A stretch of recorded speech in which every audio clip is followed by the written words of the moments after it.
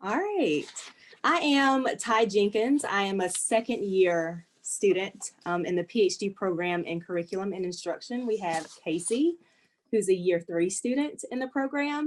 And we have Jane, who is our professor and also our advisor in the program. This PhD program in curriculum and instruction, we began this past semester rather with a course on learner-centered pedagogy. And in the course, there were 14 students representing 2 different cohorts. And the cohorts had previously taken a course together, but we did not know members of each cohort, the other cohort as well. And there were 14 students, 3 were men, 8 were people of color, and 1 person was originally from Eastern Europe. So we've done some reflective writing and we've shared, we've met and we've discussed and identified some themes across our 3 different perspectives. And so that's what we're going to talk about today. I knew that this course would be interesting and exciting from the beginning when Dr. West sent an announcement that would highlight our focus on racial justice as it related to pedagogy. I was prompted to do that. I've always had some attention to issues of race and justice in my courses, but those things have tended to be tangential. I've let them sit there. And after the events that happened over the spring and summer, I just thought it's time to step that up. And so I let the students know we're going to foreground this in this course on pedagogy, do some sort of focused reading and talking at the beginning of the course about issues of race and social justice as they intersect with pedagogy, and then try to pull that thread through the semester so that we keep thinking about it and learning about it. And I was pretty excited about that. I felt pretty comfortable with that uncertainty, knowing that I didn't know exactly how it was going to go. I'm usually up for that sort of thing. So that's what we'll talk about, is exactly what happened and what lessons we can take from that. So what I'm wondering first from you two is, what did you think when you first saw that announcement before the semester started? I was excited to see that announcement, and I looked forward to having that conversation. I felt like the invitation was timely, as you mentioned, given the recent current events. And I looked forward to engaging with classmates and hearing their perspectives. And I thought that the experience would be valuable as practitioners in education and future leaders in education. And so I felt like the outcome would be great. I was very excited about that. What about you, Casey? I was excited too. I had attended some webinars over the summer, so I had somewhat of an introduction, especially to anti-racist and abolitionist pedagogies, but I was excited to actually delve into them and really kind of, feel them with the cohort and with Jane. So. What were, in your eyes, some challenges with keeping the thread of anti-racism running throughout our coursework? So I'll definitely say, reflecting that thread to keep it running, it was a challenge for us, some of us more than others. And I think it's because these conversations are just difficult to have. And so in losing that thread, I think that I'd attribute it to just wanting to play it safe for some people more than others. And what I mean by that is having those conversations sometimes are difficult because of our unique positionalities. And so some people don't want to engage because they don't want to offend. And I think, just reflecting on a few people that shared, frequently it would begin with, I know I can't relate, or I know this doesn't apply to me, but. And so I think that playing it safe too, part of that is, I don't want to engage because I don't have that experience, so what do I You're thinking of white students who say that. Right. Yeah. So what do I have to offer to the conversation? And so I think that would probably be one of the biggest factors, is playing it safe and not carrying that conversation or that thread throughout for those reasons. Okay. For me, I don't even know that I understood from the beginning that it should have kind of intertwined, you know, in all of our sort of studies, our presentations and so forth. And I don't know if that's because I misunderstood at the beginning, or if it sort of lacked that that understanding, because there were some people who weren't necessarily, I guess, invested. And so maybe I let that kind of influence me in a way. Or because the instructor didn't make it clear enough. No, I don't. I think it was. I don't know that that's what it was. It was because we started our conversation just about pedagogy, right? And then we kind of, you know, went into particularly anti-racist and abolitionist pedagogies. And so naturally, I think they would actually kind of, you know, connect things. So I don't know that you should own that because I don't know that that's the case. There's always the chance that that's the problem when something goes wrong with the course. I'm comfortable owning that. I think also I had very high hopes that the course would really be able to sustain that attention to topics around anti-racist, culturally responsive pedagogy, all those different ways of framing it. But, you know, looking back, maybe I shouldn't be so surprised that it didn't happen as organically as I had envisioned. And I think, you know, some of it was just topics because we took an inquiry approach, which meant we developed questions that we wanted to look into, and then different students or pairs of students put together the sets of texts that we read and came together to discuss. And some of the topics lend themselves really naturally to looking through a racial lens, and some were maybe less obvious for the people who were designing those sets of texts and leading those discussions. And so I think variation in topic was probably part of it. And as y'all have said, comfort levels of different students, I think, you know, it just is easier to sort of forget that part of the charge.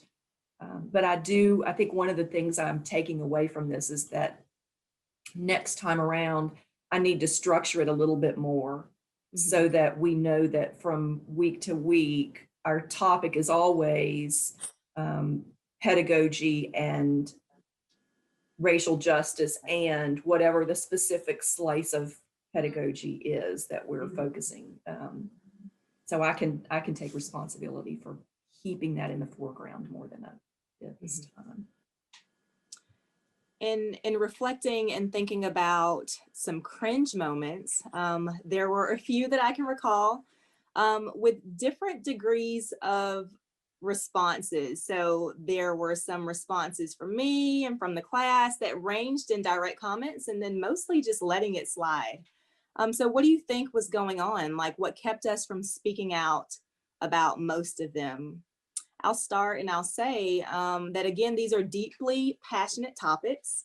And so when those cringe moments arose, I could tell sometimes that there was kind of a shift in the climate of the class. You could tell that there was some discomfort overall, some heightened discomfort, maybe even some ruffled feathers. But it was interesting because mostly we just kind of let it slide. And so in thinking about that, I'd say, again, wanting to avoid that offense, but then also thinking, you know, for a person that says something that makes us all cringe, you kind of evaluate and thinking about it, you know, where is this person speaking from? Where is this coming from? And as you think about it, you know, I'd say this is a lifetime that has, you know, kind of formed that positionality and those opinions. And so for some of us, it was more of just, I'm not sure if I want to kind of address that because, you know, what will be the outcome of this conversation?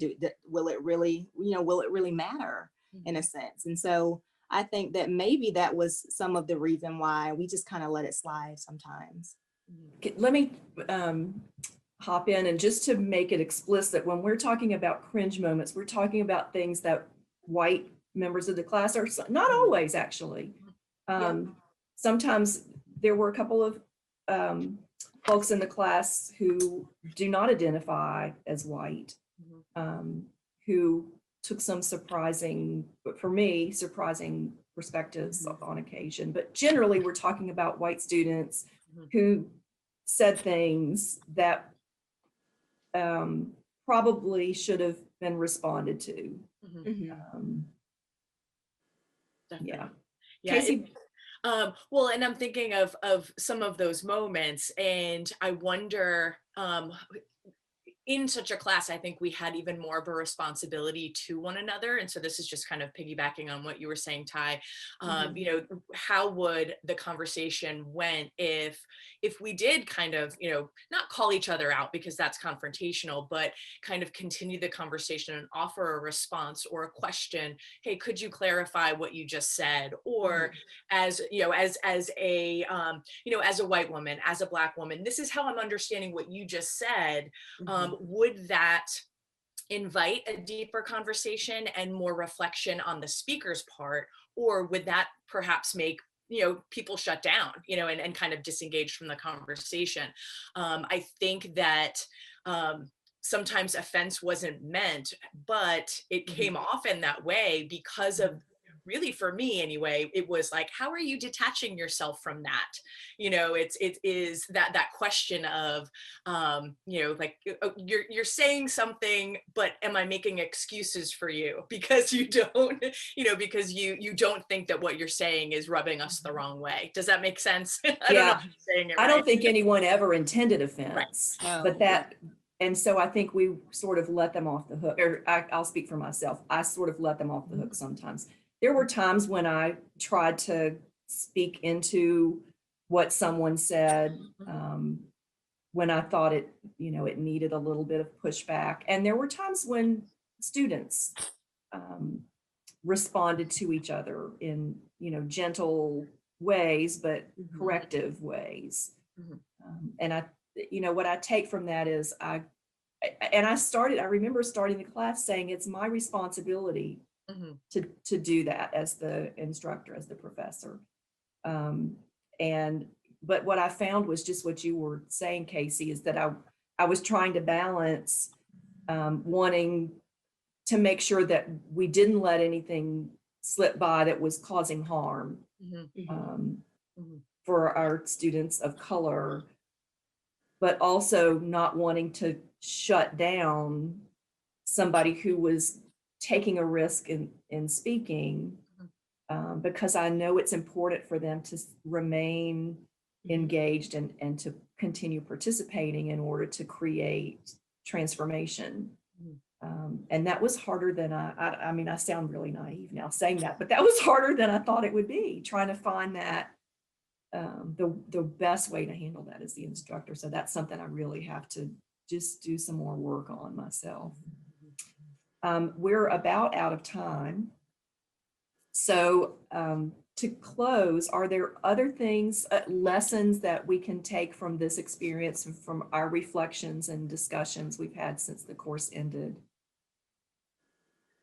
In terms of including in the coursework, I kind of toyed with the idea, like, how would things have been if we had started with some sort of like visiting a positionality statement or creating some sort of like racial identity statement or reflection, and maybe even share them so that we could, you know, so that we could sort of just kind of get to know each other in that way.